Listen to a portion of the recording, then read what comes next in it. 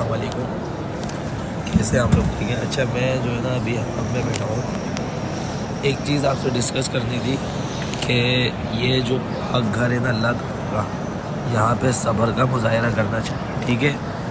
اور مدینے کے اندر بھی میں نے سنا ہے مکے سے زیادہ جو ہے نا مدینے کے اندر صبر اور تحمل کا مظاہرہ کرنا چاہیے، لیکن یہاں پہ لوگ نہیں کرتے ہیں۔ مثال کے طور پہ آپ کو ایک مثال ایسی دوں کہ نور الحرمین ٹریول کی جانب سے ہم لوگ زیارتیں کر رہے تھے، ٹھیک ہے۔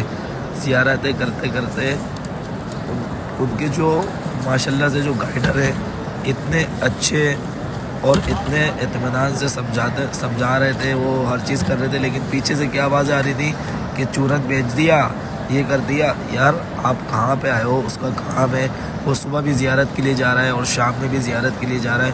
آپ لوگ یہ کس طرح کے الفاظ یوز کر رہے ہیں؟ آپ یہ دیکھ لیں کہ آپ کہاں آئے ہوئے ہیں۔